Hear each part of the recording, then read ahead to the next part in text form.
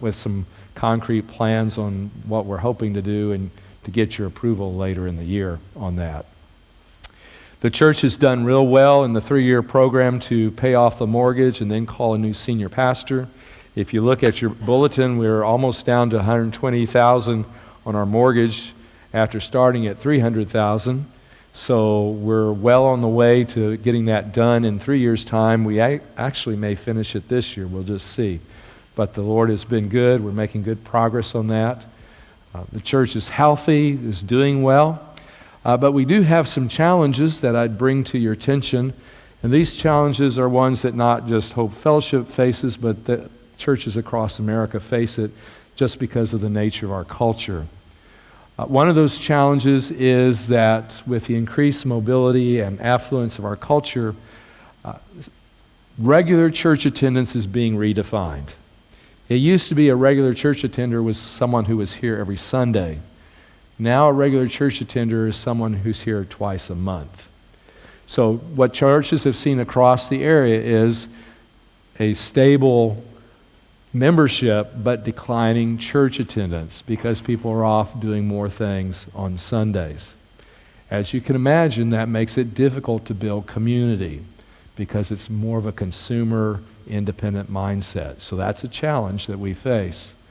Another challenge we face is the different economic realities that face families today. More and more families have to be a dual income family rather than a single income family.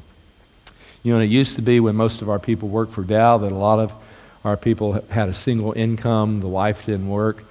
Well, now most young families are dual income families, and what that means realistically is the volunteer pool has diminished for churches. All those women who were able to volunteer a lot of hours because they weren't working and they had a lot of extra time can't do that anymore.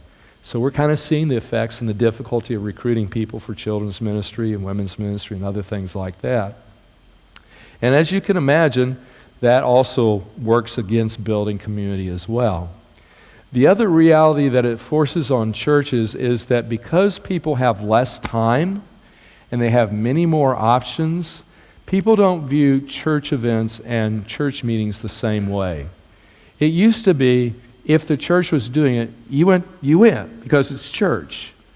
That's not the case anymore. People are looking for value in whatever they do because they have so little time, so many options. They want things that will add value to their life. So what that means is churches are basically competing with everyone else for people's time and attention. That almost forces us to do less things, but to do those few things very well, so that people feel like this is really benefiting me by being here, and so I will make the commitment to being here. Now, I don't like these changes in our culture. I think it promotes more consumerism, more materialism, more individuality at the expense of community and biblical community, but that is the reality that we face.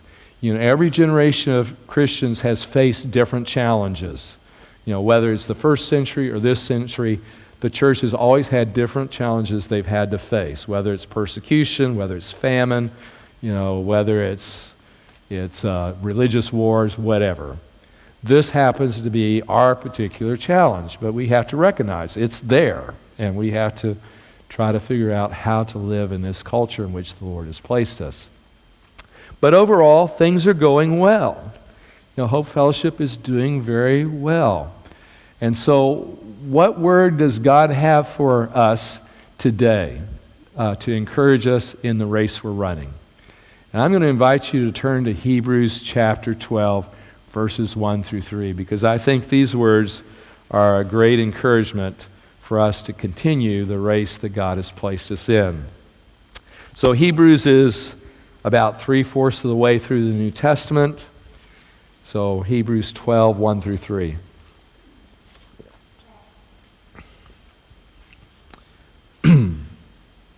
And I'm going to read that.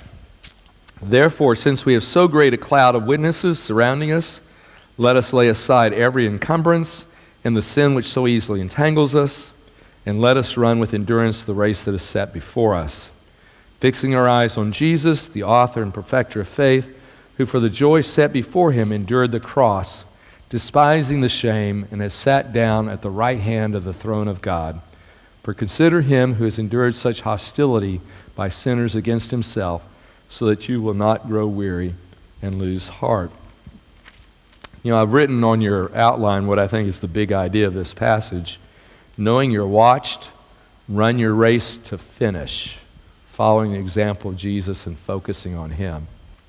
So we have a race that we're running, and we want to know what your race is and how to run the race. So let me start by describing what the race is that you're running. And the first thing to say about your race is that your race is unavoidable.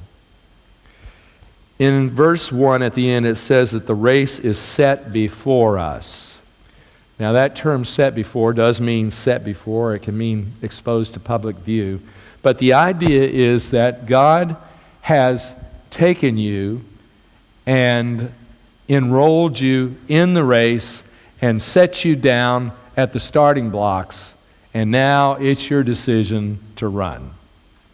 Now you can choose to run well, or you can choose not to run at all, or you can choose to run haphazardly and maybe in the middle of your race start to sulk and pout and just sit down on the black asphalt lane while everyone else finishes the race.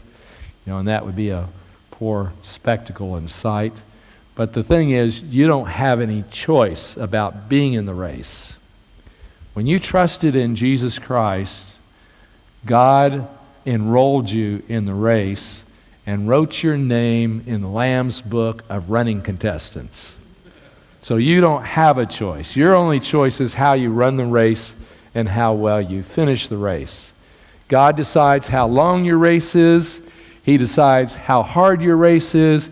He decides how many obstacles are in your race. You don't have any choice about the race you're going to run. The only choice you have is how you run it. Now let me set the context, because verses 1 through 3 here are in a bigger context in Hebrews. If you look at Hebrews chapter 11, the whole chapter is about Old Testament saints of God and how they lived their life and how they endured by living by faith. And so basically, you have all these Old Testament saints who've already run their race and have left a pattern for us of how to run the race. So the theme that kind of flows through chapter 11 and chapter 12 is this theme of enduring by faith the life or the race that God has given you to run. So that's the first reality of your race. You don't have any choice about being in the race. Your only choice is how you're going to run it and how you're going to finish the race. Now, the second reality is that your race is public. There's two clues in this passage that tell us that. The first is the phrase that I already mentioned to you that ends verse 1 where it says it's set before us, and the Greek word means exposed to public view. But there's also the image of a race itself. Races are not private events. They are public events.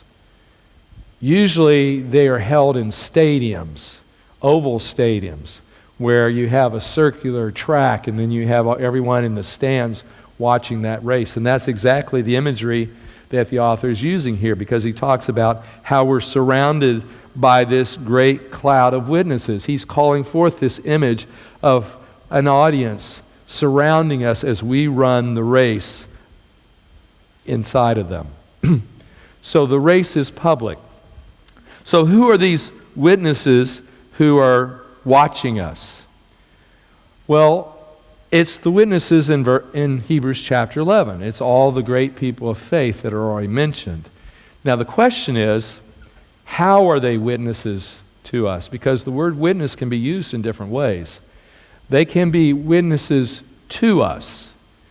In other words, the life they've lived, which has been recorded down on the pages of the Bible for us, is a witness to us of how to run the race. So they're witnesses to us, and that's certainly true. They could also be witnesses of us. In other words, they're actually watching us run the race. Now, most Bible commentators choose option one and say, well, they are witnesses to us. We look to the great chapter 11 in Hebrews and get their example of how to run a race and to run it by faith. And I don't disagree with that, but I don't think that's the main emphasis here because of the metaphor that the author pulls out in this passage. When the author talks about you running the race as a runner, who does he say you're to look to? Verse 2, fix your eyes on Jesus. Not on the Old Testament saints who ran their race, not on the people in the stadium. Fix your eyes on Jesus. You're supposed to be looking to Jesus when you run your race, not to anyone else. And because the author has very deliberately used the term surrounding us, deliberately invoked this idea of an arena of witnesses, I have to ask the question, well, who's in the stadium then? And the obvious answer seems to be the Old Testament saints.